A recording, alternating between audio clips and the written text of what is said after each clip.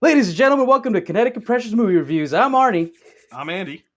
Today we're going to be reviewing Netflix's Kate, a movie starring Mary Elizabeth Winstead as a assassin turned pawn between a Yakuza clan's blood feud.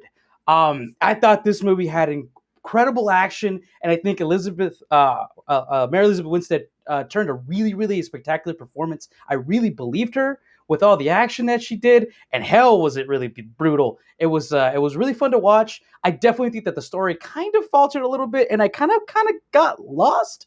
And I just like there was a huge chunk of this movie where I was just like, what's going on? But like it ultimately really came to a really satisfying conclusion. So yeah, I like this movie, man. What did you think about it, Drew? Dude, I love it. It just reminded me of like a Drive, like a movie Yeah, like Drive, but with Mary Elizabeth Winstead at the helm, and like it just felt like all those things that like I liked about that movie, that original movie. Like we kind of added into it. Like there's just a lot of fun moments too to watch. I mean, obviously like what you just mentioned, the gory fight scenes, the well choreographed, just the fighting in general is well choreographed. Some of the music kind of kept my attention up,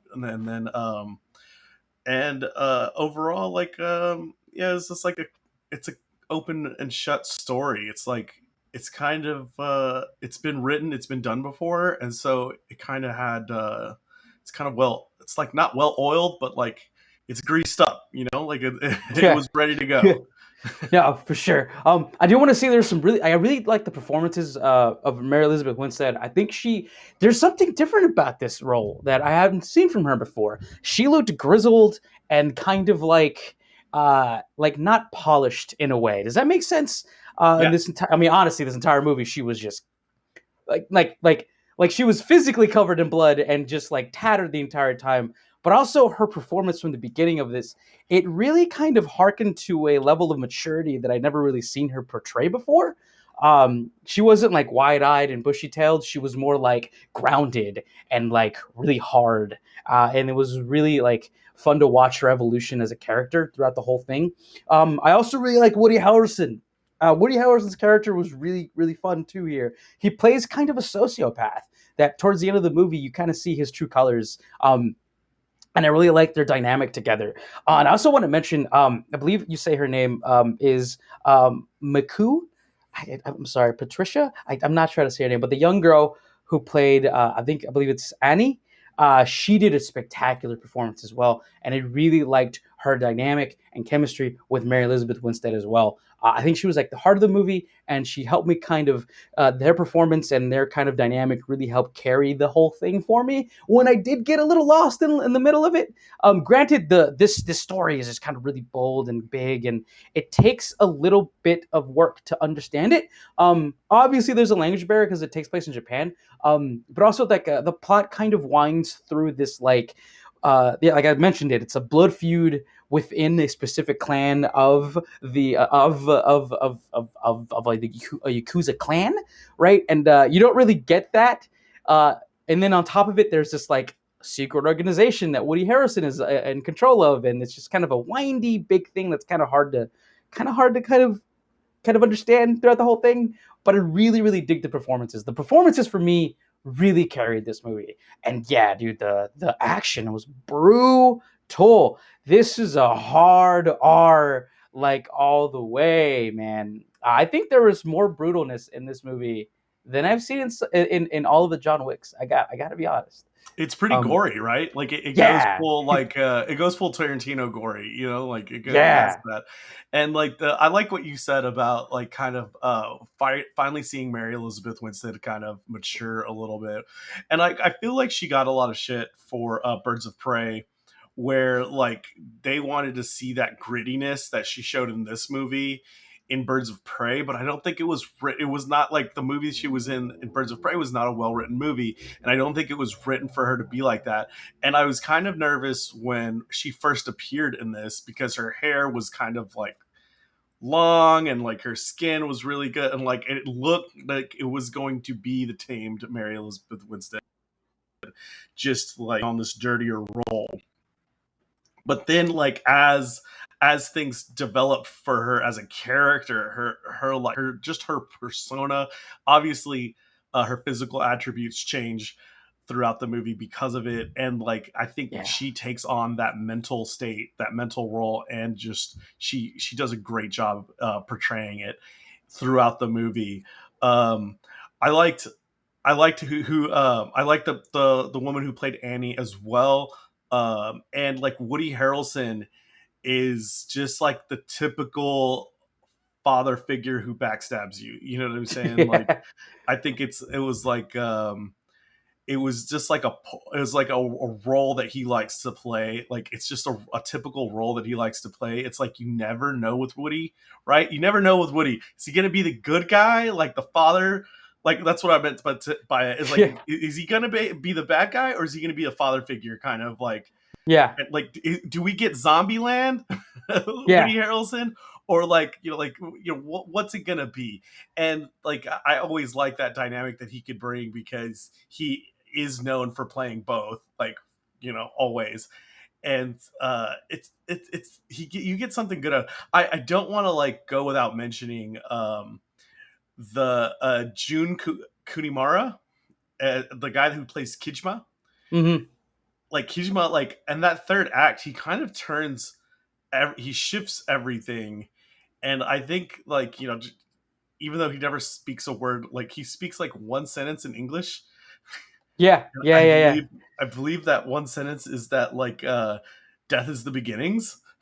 Yeah. And like, and I was like, that's the only English line he says. But like he's pretty strong to kind of like as this avenger, if you would say, in this movie. I really enjoyed that. I really enjoyed him in that character. No, for sure. And I think he brings, when he enters the movie, he elevates it. He really does. He elevates it, and it goes into this next level. And I really do think that the third act of this movie is super strong. I think the third act of this movie really shines, and the directing as well.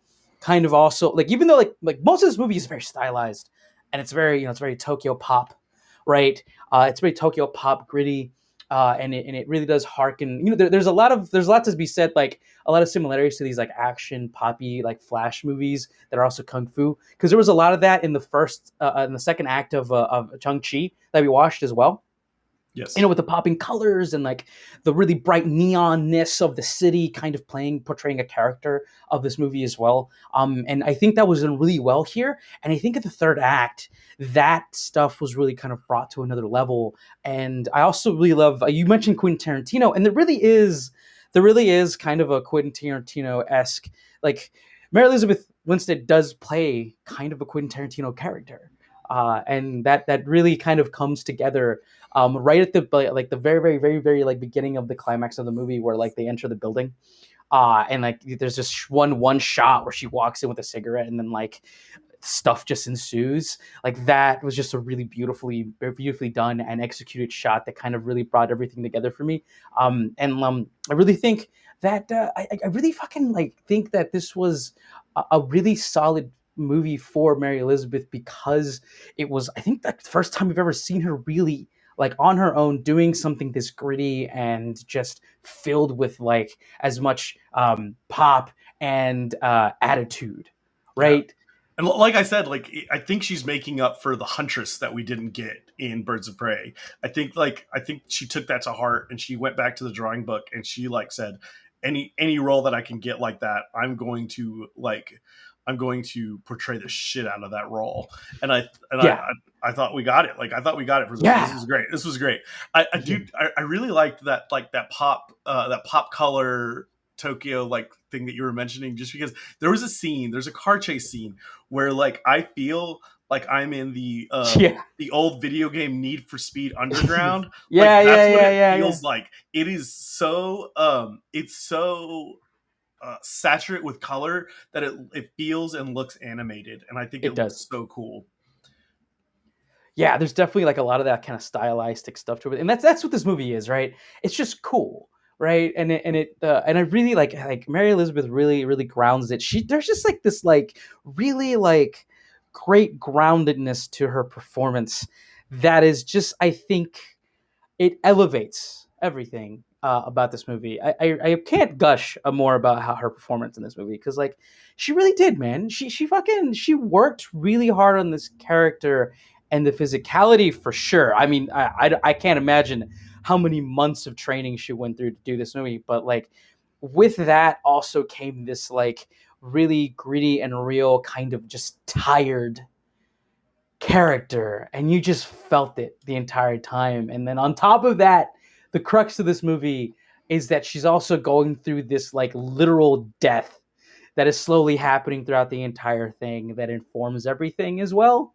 Um, and then that coupled together with the chemistry with Annie, it's just it was really nice to see that in a movie like this, right? Because like a movie like this, you never really get that. Not even the John Wick movies do you get that. Like John Wick, he doesn't really give you that. He's really good at being the like the omnipresent just force of the movie that makes the plot go, but you don't really get the nuance of performance with him that we got with Mary Elizabeth, right? And I can't not mention just how much I gushed over that for sure.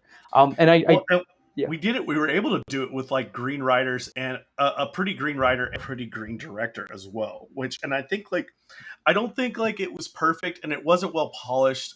I think, but with both of those aspects, I think it was it like it got the job done. Like it was enough yeah, to tell the story and it was enough to get the info that we needed. I think like you're right, like there was some confused, like a little bit of confusing moments that like you kind of like need to like remember or like process what happened, but like other than that, I do think that they got the story, like they got the point across of their story.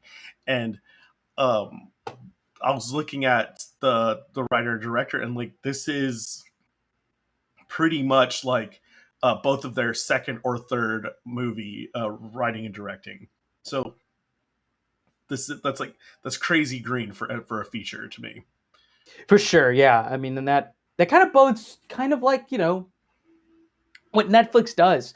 They get a lot of these green people together to kind of slap a movie together to really push something through. And I think we do hearken on Netflix for like not having great content. They do have great TV shows for sure that they've definitely pulled out. But like yeah, it's the truth though. They really pull like their major talent and put them in the TV shows, which kind of makes sense. Um, but yeah, this I think this was a really valiant effort and I think definitely one of the better action movies that I have seen come out of Netflix originals for sure. I think this movie is not doing too well on Rotten Tomatoes. I'm gonna look up the score here, but I think a lot of people are kind of harkening on it, which I can kind of understand why. But at the same time, like you're not coming to this movie uh, to watch fucking Citizen Kane. This is a fun action movie with a badass action hero. Yeah, it's got 42% on Rotten Tomatoes. Yeah, and But it's a 60% audience score. But yeah, like on top of that, like I mean, I always kind of harp on this, but the way that we watch movies is totally different. The like the straight to DVD movie no longer exists. Like that used to be a thing. We used to yeah, like not even get there. It wasn't even worth people's time to go watch it in the movie theaters. It wasn't worth the studios or the theaters getting the movie. Nowadays, like this is like to me, this is like better than a straight to DVD movie. It's a movie that would have failed in theaters, or like we would have seen if it failed or didn't fail, or people just wouldn't have watched it in theaters. And then like that's what we're missing nowadays. To me, theaters have like really scaled down, and like the more and more we see it is like they put their stronger movies on more screens as opposed to putting more features in the theater itself. So now like we get a movie like Kate, it's gonna go and be and some streaming service is gonna buy it as their studio blockbuster. It's like we had that that World War, like whatever it was, like the futuristic movie that like the Amazon Chris bought. Pratt one, the Yeah, Tomorrow and War. Tomorrow War, where like Amazon bought that from the studios for a lot of money just so they could be the feature that they release in streaming, just so they could put money behind it and salvage that movie in on their streaming platform as opposed to it going to theaters and tanking if it did tank. Yeah. But that's like what we get now, right? And so like Kate is like a movie that like is a toss up to like a studio. Like, do I really want to spend this money, or do I just can we just make it like let's just make it to like let's make it in Netflix and then like let's sell the script. We'll sell the script to Netflix. Netflix will make it and they'll release it on the streaming platform, and then that way the movie doesn't die, but we can salvage some money. Right. And Yeah, we get our money's worth. Everyone's happy. We're cut and yeah, dry. We don't like because like the thing about releasing it into the world and in theaters is like you are making a big gamble, where the audiences are going to receive it or not very well. And if you do the straight to streaming model, you get your money, right? It may not be all of the money. Like it's like there's definitely a potential energy out there for more money if you release it out in the public, right? But right. like if but if you do it here, it's safe. It actually gets done. The work gets out there, and people watch it for sure. Um, and like it's possible that this movie might have actually been something and been a sleeper hit. That happens. There are movies that like get released and like people don't think they're going to do well, but they actually do. That can be said about a bunch of movies. One thing I wanted to point out. Remember Boondock Saints? I was just going to tell you, Yeah, like, remember Boondock yeah, Saints? Were like that would be a straight to Netflix movie nowadays, and like people would have liked it. I think still. yeah. So, that Boondock Saints is so good. I actually really like the second one too, no matter what people say. I want to point something out here. So here's the Rotten Tomato of it. So it's 42 tomato meter for sure. It's got a 61%, which isn't bad, right? So audiences are really liking this movie. I wanted to point this out. For the critics' consensus, the first line here is Mary Elizabeth Winstead does reliably gripping work in the title role. So I'm glad that critics are pointing that out because yeah, man, she fucking nailed it, dude. Like I like her performance is so good in this movie that it really carries everything, and it really is a standout. I'm glad that they say that because yeah, dude. Well, this movie is held up by two actors. I mean, just two Yeah, actors alone, and that is Woody Harrelson and Mary Elizabeth Winstead. So yeah, yeah, I mean, yeah. Another thing that they say in here is that it's kind of a paint by numbers script, which yeah, yeah, I can see that for sure. Like we've seen this story before, right? The assassin who is the assassin, but then it gets turned, but then her own company, then they get turned on. That's kind of like the plot to a lot of movies that are about assassins. It's actually pretty much all of every the assassin assassin movies. movie. Yeah, it's pretty much like every assassin movie. but yeah, like it's really fun, and the premise is it's also like it's funny. There's always like a protagonist that actually has to take care of a young child in an assassin movie. That kind of happens a lot too. Like even in the movie called Assassin, it's like Yeah. with John Reno taking care of a young Natalie Portman, kind of the original of this. That's a good movie. You should really watch that. Do you remember Super when old. like I think on this channel we used to like just go through these and read like the bad ones and the good ones? Like we used to do that for a second because I'm just reading some of these like uh, Blips, the these critics review blips. blips. Yeah, and I just think like if you're signing up for an assassin revenge movie with Winstead entertainingly kicking ass, you're going to get one. I'm like, is that really Los like Angeles Times. like Yeah. like really like like Yeah, that's safety good. obvious? I Yeah. know, but like it's just very like And then, like, at uh this point, this is like a bad one here. It says, at this point, Kate feels like a routine exercise in an overworked assassin genre. Been there, killed that. Which, like, fair. Totally, it's fair. But, like, both things are totally true, right? When you go to the movies, you're gonna watch a flick, you're gonna be entertained, and like if it's something that's paint by numbers, but it's entertaining and delivers it in like a really unique, right. nuts way, fuck yeah, dude. Well, I mean, I like. We both talked about this. Like, I like Mary Elizabeth Winstead. I will watch a bad movie with her in it because I Yeah. like her. And like this other review was like, Kate is just like Crank minus the hyper caffeinated jolt of outlandish nonsense. And I was like, oh, good, Huh? because I did Yeah. not want to watch Crank. It Yeah. was like, Yeah. I did feel that. I felt paints of Crank all over this for sure, for yeah, sure. That's definitely a mechanism that kind of blows throughout the movie for sure. Yeah.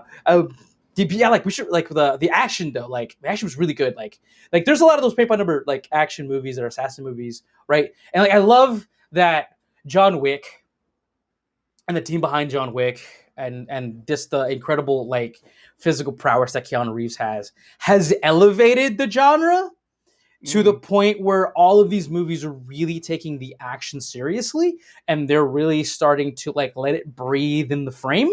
And that's the era that we're in. We're in the era of hand-to-hand combat that is no longer 15 cuts to get to one punch. You know, it's now like we're watching the whole action. We're pulling out the frame.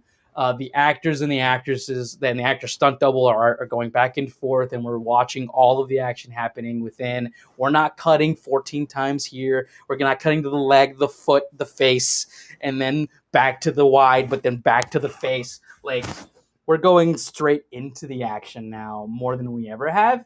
And that takes work. That takes real work on the actor's body, on their time for sure as well. Because I know that these actors like yeah they got stunt doubles. That's for sure. Like you need insurance, and you're not gonna get a movie like this made with that big a budget without some insurance. And insurances mean you have to have stunt doubles for a lot of things. But there is a lot of the actual Mary Elizabeth Winstead doing a lot of her own stuff, and that really takes a lot of work. And like that's a part of like being an actor in the big budget Hollywood system too. And I think that she really fucking brought it in that respect too. Because it was fucking dope. And like we did refer to like a lot of different directors, and like like I was mentioning Drive and all this stuff, but like these guys really did put their own style to it. Like they didn't rip off. Like you can only do so many movies where like you see it set in Tokyo, you automatically think it's gonna be this movie, or you see a movie set in LA and you think it's gonna relate to this movie. But they really did stylize their movie to make it their own, I think.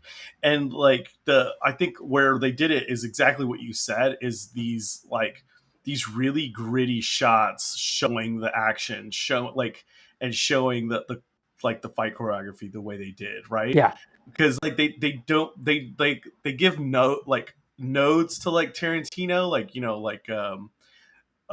like hat tips. I'm trying to think of the word, but like they do those things where like she's kind of wearing a silly shirt. She's like, but she's bloody. She looks like a badass. Like they make those references, but like they really do it in their own style, and it yeah. kind of fits. It fits the theme because they don't stray away from their theme. They really do have a concise like thought in this movie. Yeah, and just what she's going through as a character, the whole movie, physically really adds to that nuance that you're talking about, 100% for sure. So yeah, like definitely above average when it comes to these kind of assassin movies. Let's go ahead and give it a number score. Sure. So I'm going with a solid 7, man, 7.5. 7.5. Um, yeah, it's like assassin movie, but I think that the performances in this movie, especially Mary Elizabeth Winstead, and Annie, I think her name is, I forget her name. It's Ani, right? Yeah. Annie. Her and Woody Harrelson's performance as well. The action is truly top notch. It's really unique in how really like brutal it is as well. I actually really enjoy that. As a guy who loves Quentin Tarantino kung fu movies, Right. and like really likes those old timey, gory like action movies from the like late '80s and stuff. I really appreciated that. That's really something that like I genuinely believe that some of it that this cut might have been an NC-17 because of how much gore there was in it. But yeah, like I think it was really unique. It was fun. Mary Elizabeth fucking kills it, and her performance is fucking great. Like her performance is amazing, and I really like am more excited to see what else she's gonna do. So yeah, I can't give it like the best score because like there's a little bit there's a lot with the plot and the script that's just a little convoluted. But ultimately super enjoyable, and I had a lot of fun for sure. For you, my man. Oh yeah, all the same things, like everything that you said. But like, I mean, I'm gonna have to give it a solid. It's gonna be a 7 for me. And it wasn't mainly like her acting carried the whole movie, but like it was very cookie cutter. We've seen this spy thriller before, and I'm kind of like, it's been done in better ways than this. Yeah, Like just in like, now that we have the world of John Wick, and we have the world of Mr. like, or yeah, Mr. Nobody kind of type things. Like, we've seen these kind of avenge movies just done now. And yeah, I couldn't believe these rookies, to me, like these guys who are on their second feature film, pulled this off personally. And I think they're only going to grow and get better. So I'm personally really excited about it. But yes, like, I will watch anything that Mary Elizabeth's in. So I hope she grows and does more projects kind of like this, and she can like build her genre. So I love it. I love it. But uh, yeah, it's just, it wasn't the best movie. yeah. No, for sure. Yeah, 100%, guys. So totally enjoyable, and a lot of fun. Mary Elizabeth fucking kills it. Let's go into just a little bit of spoilers here at the end, just to kind of talk about some plot details. Yeah, I kind of That fucked up and spoiled some stuff, but like, sorry. Not much, not much. All right, here we go. Spoilers. So like, I like the fact that she's dying throughout this whole movie. Like, Yeah, it's radiation poisoning of all deaths. yeah, Like, yeah. Like, that's something that really happens too. That's something that's like that's how the fucking Russians kill all the spies.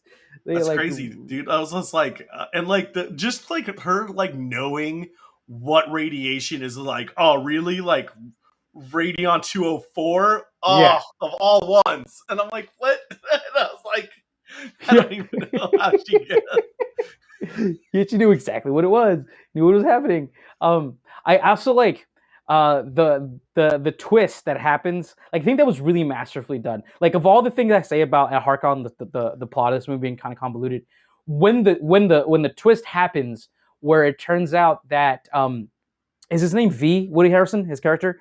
Yeah, When Baron, like yeah, Varion, when you find out that he's the one that's kind Varric. of put her, Yeah. yeah, Varric, that he kind of put her in this, and then the realization happens with Mary Elizabeth, and it happens with Woody Harrelson. Like, that scene was really well done, um, and those kinds of scenes are just what you really need to nail when it comes to a story like this. I think that was done really well because and it comes to the performance too because it was in the emoting. You could see in Woody Harrelson that he was like in the moment realizing that she's starting to realize and then she's starting to realize what's happening as well, right? And the Well, like, turn is happening. he's thinking he's going to get away with it because she only has 24 hours, or so many hours before she dies, right?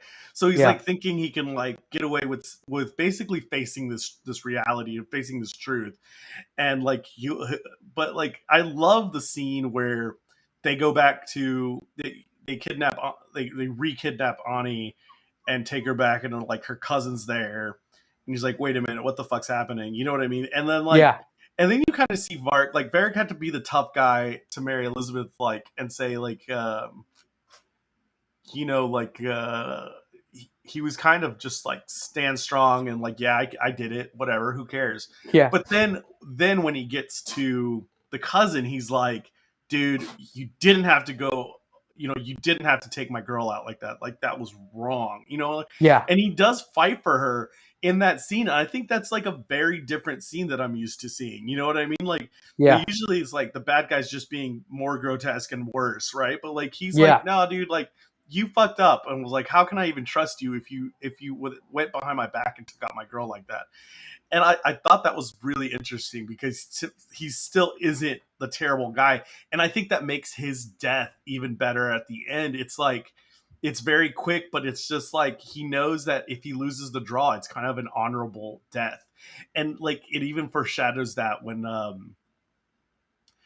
she's in the car with Kojima, and he's like, I thought you were an unhonorable assassin, like, and it's like, yeah, and she's like, not tonight, I'm not. and Yeah. tonight she's like she's an honorable assassin, and I thought that that was like kind of great. So I really love that like little moment, that extra depth that they actually put into that.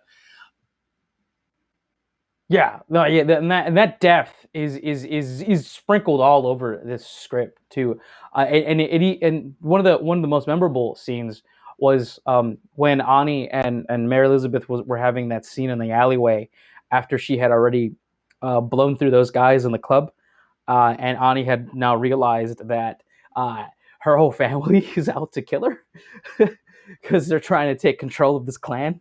Um, and like that scene is what really makes that relationship, because it's like that, because it's like it's Kate's understanding that like she is that girl and like she is now like seeing herself in her, and then Anya is also like devastated by what's happening, and like they're trying to figure out what to do, and like that's when like I really kind of like fell in love with those characters together, because the acting was really on point, and you really like felt that those characters were starting to gravitate towards each other because Yeah. of everything that was happening, and like that's not something that's usual in a script like this, you know, like it could be really paint by numbers. It could be like, oh, she just got to save her life. But no, you really feel like Kate doesn't want to take care of her, but like she's starting to feel the gravity of what she's done and what she's doing. And at the beginning of the movie, she's always like, I don't want to have a life. I don't want to do this anymore. And like that's the crux of the reason why they want to kill her, right? But you feel all that in that scene, and it's just really powerful and really well done.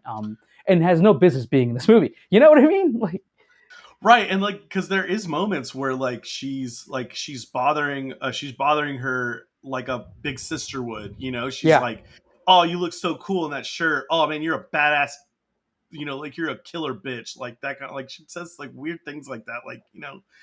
And then like that she puts the sunglasses on, and then like I think it's like when she I think that's a cool moment where like this moment that you talk about is like this whole scene. She's fighting, she's resisting being this older, this bigger sister to Ani, right?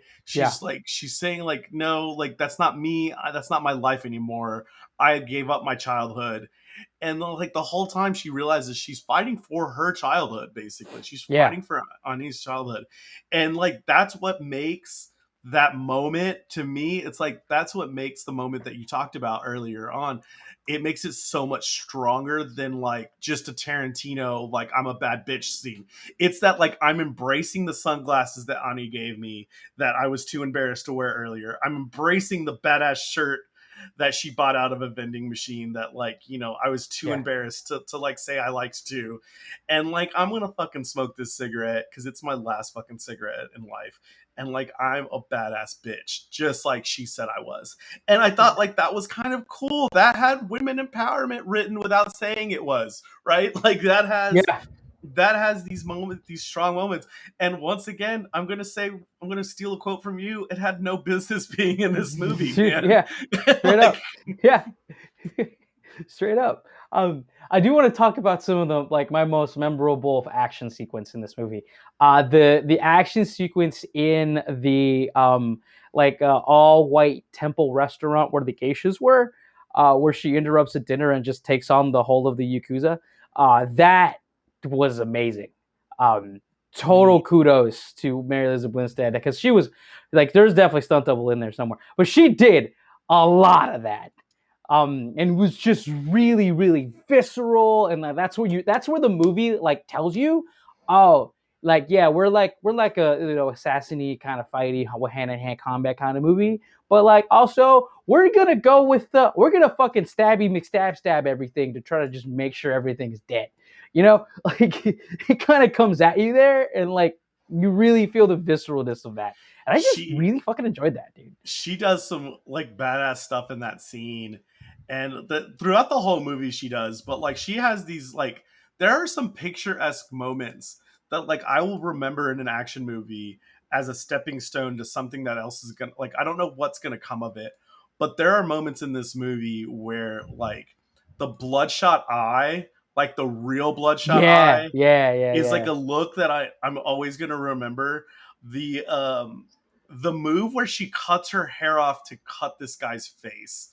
is, or like to cut this guy's hand off. Sorry, Yeah. not his face, like his fingers off. Essentially, she's like, "Cool, I'm sacrificing my ponytail," which women like love. You know, like when a girl has a hair that long, like it takes some strength to cut it all off, and Yeah. she's just like, and like I mean like more mental and like Yeah. like Yeah. Yeah. Yeah. Yeah. Yeah. Yeah. psyche strength, but like she's just like she cuts it off to sacrifice this, and like gets this guy's hand in it just to like continue this fight scene, which is a memorable moment. And then like another one is just like when Ani is like facing the car of her cousins, and then she like holds the little air guns, and then she just like Yeah. Yeah. she shoots That was cool. them, and like it's really Mary Elizabeth like shooting from a distance. It's Kate, Yeah. and it's like I'm like that's a cool, like That these was are cool. moments that are gonna grow to like big boy moments somewhere, and they're gonna be cool scenes. It's like when Game of Thrones did the drop the knife, catch it, and stab. Like I've Yeah. already seen that like five Yeah. times, and they're very rolled over now because they're like, oh, she already did that. I can't use that anymore.